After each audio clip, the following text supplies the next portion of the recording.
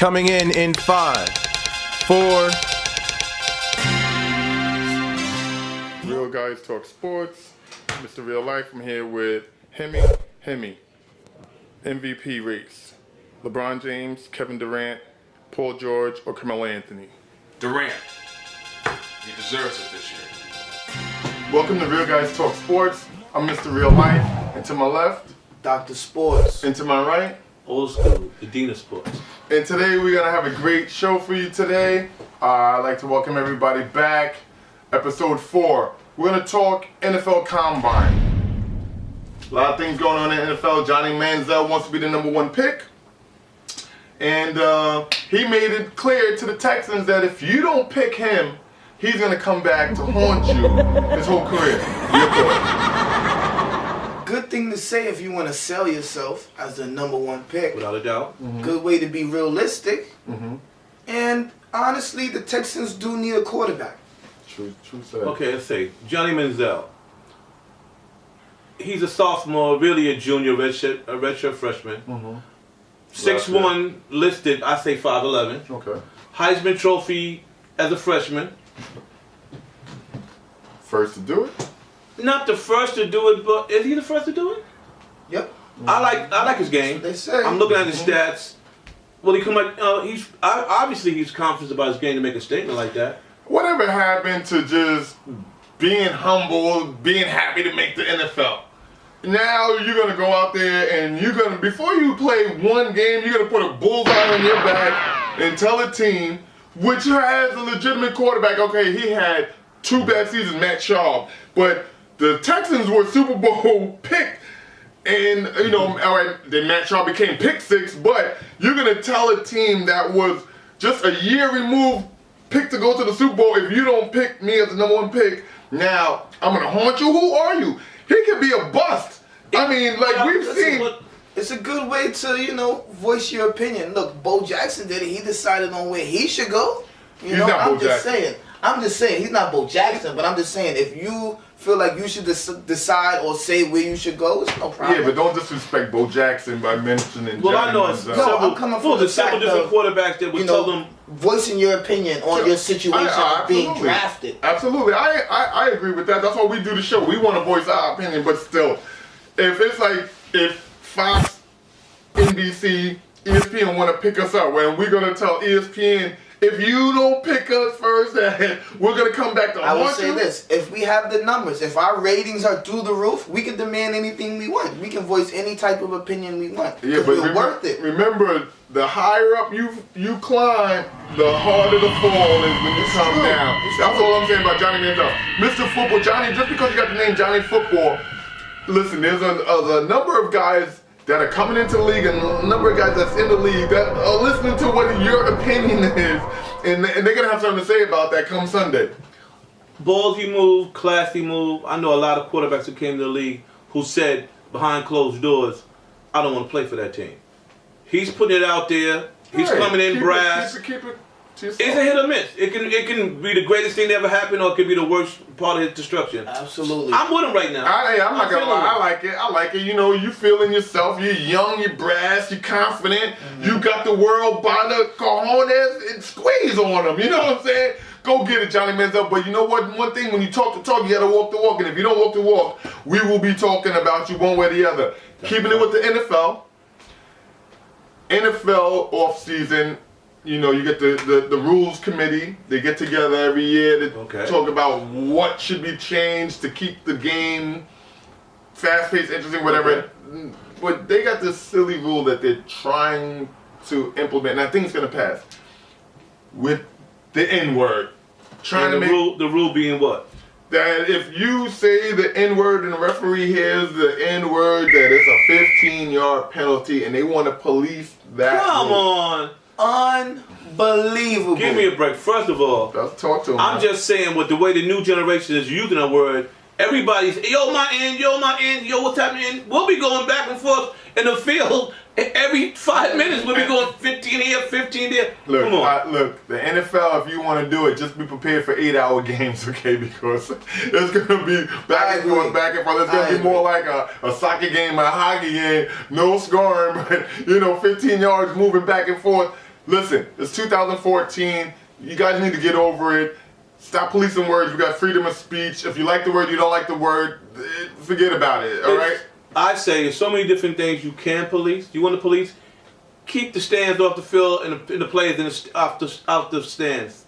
Leave don't go to the ground. Right.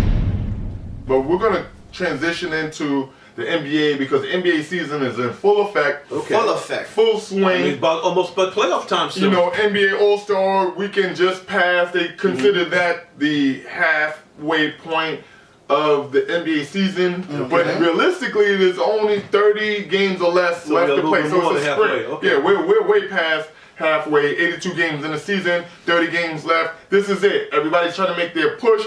Some teams have realistic expectations. Some teams, are in fantasy land.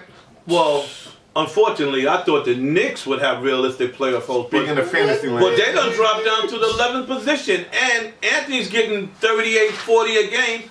But they're not playing as a group anymore.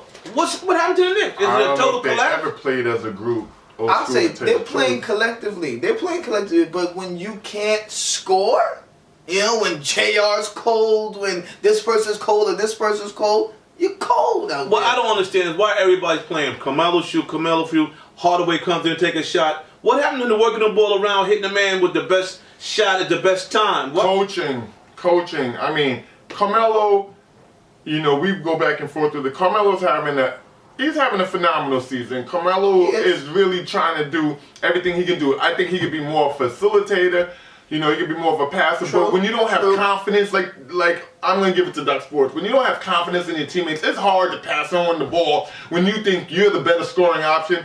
But the Knicks are just they're in total disarray from top to bottom. The organization needs something. I don't know what it is because if I knew what it was, I would apply for the GM position. But they need something, and they don't have it right now. Well, let old school educate all the viewers right now.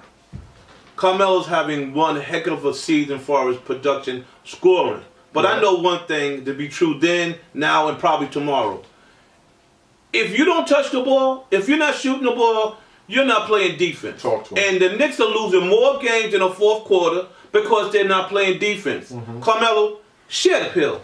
Well, that's Woodson's forte. It was a defensive coach. I don't know if many of y'all remember when we transitioned out of the Mike D'Antoni era into Woodson, it was because Woodson was known as a defensive coach. D'Antoni more of an offensive coach.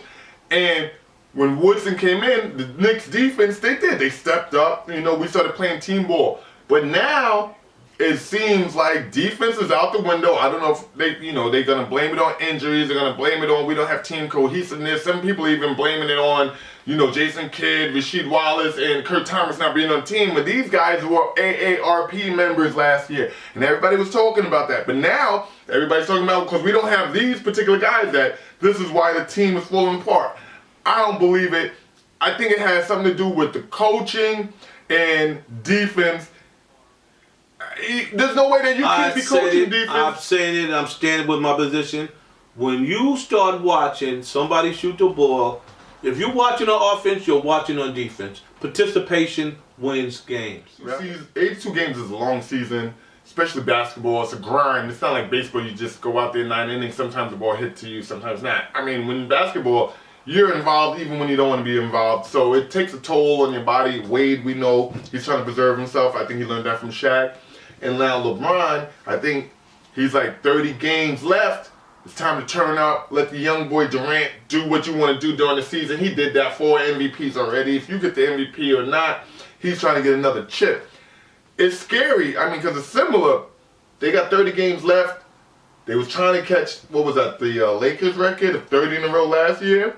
They're on their winning streak now. I don't know if they can get that 27-30, but they're on their way. First of all, let's look at it. Miami's the champs. That means everybody they play is bringing their best game to them. Right. I think rumors went around that Muhammad Ali was in the camp. I'm handsome, I'm fast, I'm pretty, and can't possibly be beat. That rope with those. They were taking all kind of shots, everything. And you know what?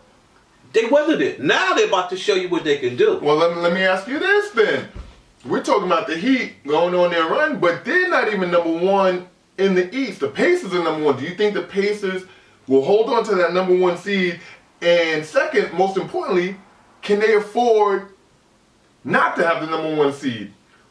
It's going to be close for us them holding on to the seed. But see, first of all, in the first half of the season, they was predicted to be good, but that don't mean anything. They went out there. They didn't get the same kind of tenaciousness that Miami was receiving. But now that everybody knows that they seem to be legit, let's see how they play with people who bring in their A game to them every day. When it's expected. Okay, let's right? see. When you can sneak, it's easy to sneak up on somebody, but when you know somebody's coming for you, that's when it's everybody's shooting for them now. So okay. I know they picked up a deal on a trade. Oh, speaking of trade. Speaking of trade, the trade deadline just passed. Good point there, old school. I want to say one thing about Indiana. They're not loyal. Granger, who's been with them for 8, 9 seasons, when they was one of the worst teams in the East, now they're about to eat the cake, and they send them to the neighbor's house? I mean, loyalty in sports now, big business. How can you? You got free agency, salary caps. You know, it's tough. I mean, do you root for the guy's name on the back of the jersey or the front of the jersey? I mean, I'm a Knicks fan. They got rid of Patrick Ewing, and I thought I was going to burn my jersey, but you know what? I didn't, and I suffered for a mighty long time. But how do you have loyalty in a big business like this? All I'm saying is when James left Cleveland, everybody cried. They say he was getting everything in the world, but he did what's best for him. Right. Then you're going to get a lot of James out there because Granger was there doing everything was best for the team. But then, and they got rid of him. And they got rid of him. So if I'm anybody who just has the potential to be a superstar on the team, as soon as the chance gets for me to leave, I got to run. And the fans got to live with it. We got to adjust ourselves. I'm going to take a page from Doc Sports segment. Shame on you, Indiana. Shame on you. I'll double that. Shame on you. You're better than that. Well, let me just say this real quick. One, every team starts over after, I'll say, 6, 7 years for that dominant player to play there, wherever he is. And then he was injured, you know? Is that true? Everybody starts off. So Kobe's been injured for now a year and a half, and they're not doing that. I don't know if that's particularly... Well, you know, true. If you got somebody, it's different. You know, like you said, like Derek Jeter, who can you say has been with one organization for their whole career? Kobe. That's exactly. He's, the gods, the elites. Peyton Manning should have did it. And shame again, Indiana. I don't know if it's the state of Indiana, but shame on you, Indiana. I hope this doesn't come back to haunt him because one thing I realized in this game, cohesiveness. Somebody who's been around the big brother, keeping the locker room all gel. I heard that's the intangible things he was doing behind the scenes. There's a lot of things going on in the NBA. Westbrook coming back to the Thunder. Kevin Durant was on the tear. Westbrook comes back. They lose by 20. Coincidence? I knew it as soon as he came. It's just like Felton. When Felton was on the bench. God. I just want to say this real quick. When Felton was on the bench, we were winning, Woodson.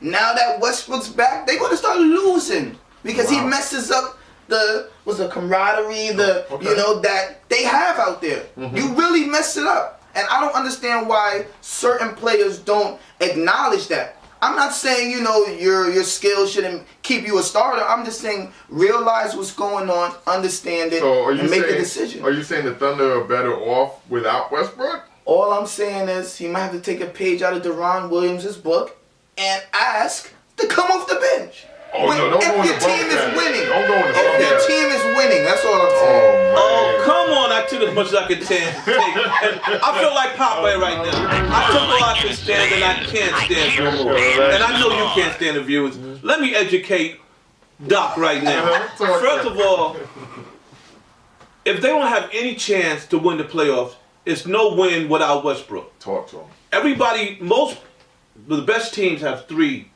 good stars. No. Okay? And I know Westbrook's the star in this league. I agree with that. I say, it's not true. with the last game he played in, I think they rushed him out too quick. I wanted to gradually work him back into the rotation because I got Reggie is doing Reggie Jackson doing a hell of a job. He's holding it, but he's not a Westbrook. Not at all. People were saying that. Because when we get in the playoffs, they're going to double team, triple team him. Right. You got to have somebody who's who stand up to that kind of pressure, and Listen. Westbrook can. Westbrook not only is an all-star caliber player, he's one of the top 8 players in the league when at efficiency, when he's at his peak, when he's a healthy guy. And you have to get him back in as soon as possible. So there's only 30 games left. You're making a playoff push. Durant was on the tear. Okay, good, Durant for you. That's what we need Melo to do here in New York when, you don't have that second option. You got to do what you got to do. But now you do have that second option. You got to incorporate him in to get him up to speed as quick as possible. Because like you said, when the playoffs come, championship come, you're going to get some boys, LeBron, D-Wade, and Chris Bosh.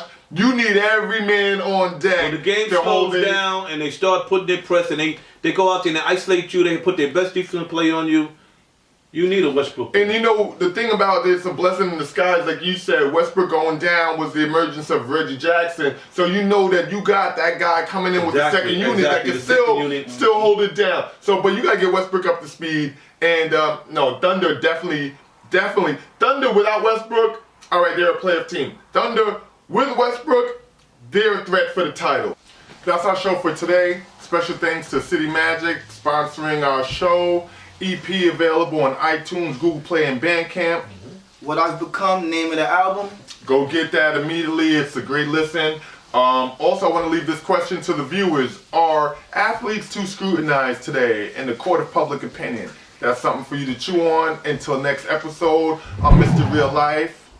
I'm old school here. And before I part, let me give a shout out to Villanova, 2014 champs track and field. And to our own, Brian Murray, for that 4.83 in the 400 meters. Go ahead, Brian. You go, boy. That's what's up. Special shout out to Big City Records, Magic Bliss Entertainment. I'm Doc Sports. And this is Real Guys Talk Sports. Thank you for all the street interviews, B. Waters, Josh, the Mighty Himmel. Thanks for participating. Until next time, I'm out.